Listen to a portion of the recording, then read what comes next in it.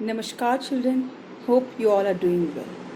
Children, in today's segment, I'll be explaining you the chapter, The Journey to the End of the Earth, which is the third chapter from your book, Vistas.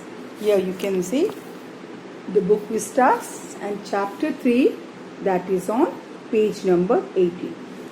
Children, this chapter is penned by Tishani Doshi and she's an Indian-based dancer, poet, a journalist and also a writer. Actually, this lesson, or you can say this write-up, is a travelogue. Travelogue means some writing on any travel experience. So, Tishani has written this lesson about her travel experience to Antarctica. It is not a fiction, it is real life narrative written by Tishani Doshi. So children, in this chapter, the writer has written an experience to the continent of Antarctica. Now, looking at the title of the chapter, it is Journey to the End of the Earth. So what does this journey means? Journey means, traveling to the end of the earth. So what is the end of the earth here? Here we can say the end of the earth is Antarctica because the writer along with her group, she travels to Antarctica. She is traveling from the north side of equator, that is from Chennai, and to the southernmost point of the equator, that is Antarctica. And she covers a long distance. The journey took around 100 hours and she traveled around 6 checkpoints, 9 time zones, 3 water bodies, means big oceans, 3 oceans she has covered, and 3 ecosphere. So she has traveled from north to the southern part. It's a very long journey. So she has given the name, The Journey to the End of the Earth. So children, now let us have an overview of the chapter. Children, in this chapter, the narrator, that is Tishani Doshi, she has highlighted how the earth is harmed and how human beings are harming the earth through human development activities, how they are harming the environment. The writer even talks about climatic changes, the depletion of ozone layer, and how the temperature of the globe is increasing, which is leading to global warming. We see because of the combustion of fuels, that is burning of carbon, poisonous and hazardous gases are released in the atmosphere, which is increasing the temperature of the globe, which is not a good sign to the mankind. Now, let us start the summary of the chapter. So children, the narrator, that is Tishani Doshi, she is a part of Student on the Ice program. She is a part of Student on the Ice program, which was started by a Canadian named Jeff Prince. In this, 52 high school students were chosen to an expedition or trip to Antarctica. And you might be wondering, why didn't Jeff Prince choose some renowned people, scientists, film stars and all? He had chosen high school children only because he believed they are only the future policy makers for the earth.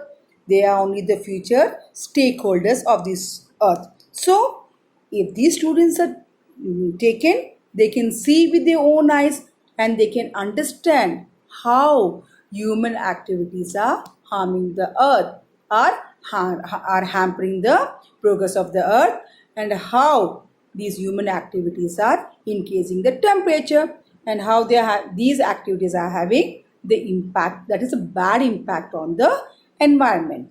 See, when we want to study anything, just by reading the books or reading some documentary or sitting in our hall under AC, we can't find out. When we go there and see, visualize with our own eyes, then we can thoroughly know its impact on the environment. So Jeff Greens, he has chosen these high school children because tomorrow they are only going to live on this earth, because tomorrow that earth is going to be their home. So he has chosen these students. And Tishani, she is a part of this expedition of 52 high school students. So the narrator, she boards a ship, that is a research ship, which was a Russian ship, and the name of the ship was Academic Shokalsky. So along with other 51 students, she boards this ship and she moves towards Antarctica. Now, as I told you, it was a long journey of 100 days. She traveled a lot. They crossed many time zones, around 9 time zones, 6 checkpoints, and for 100 hours they traveled, and they traveled by car, sometimes by aeroplane, and sometimes they were also ferried by ship. And as soon as they reach Antarctica, the author says that she was deadly tired because they have traveled for 100 days. But she was mesmerized and she was totally moved. She had a sense of relief when she saw Antarctica. It was absolutely isolated. There were no human beings everywhere. Only a white bed sheet of snow was visible. As you know, no human beings live in Antarctica. It's a planet which is covered with ice and glaciers. And when she landed there, she said that she could feel the peace, the serenity, and her tiredness reduced or her tiredness vanished. She was very much mesmerized by the quietness of Antarctica. As you know, she was living in Chennai, and Chennai is a very big city. It's a warm city also, with pollution, with buses, cars, population, people, building. So you can say the atmosphere or the looks of Antarctica was quite different from that of Chennai. And our writer, she wonders when she thinks that this Antarctica was once upon a time a part of India. Children, you know, Antarctica and India, they were part of one single landmass. So, as we know in history, we have studied also in the chapter we can see it is part of history. In that, we have seen that some millions of years before, the continent of Africa, Antarctica, South America, Australia, and India, they were the part of very big single landmass, and that single landmass was called as the Gondwana land. So when the writer comes to know this, she is really fascinated and she wonders how India could be part of the same landmass as Antarctica, because India was quite different from Antarctica. So it is believed that around 650 million years ago, they were all part of this big landmass called the Gondwana land, and the center of this Gondwana land was Antarctica. And it is believed Antarctica was not as cold as it is today, some 650 million years before. And it is said that at that time, human beings did not strive on this earth. Human beings did not arrive on this earth. And you can say there were little flora and fauna only existed in Antarctica. And for 500 million years, so for 500 million years, this Gondwana land was same.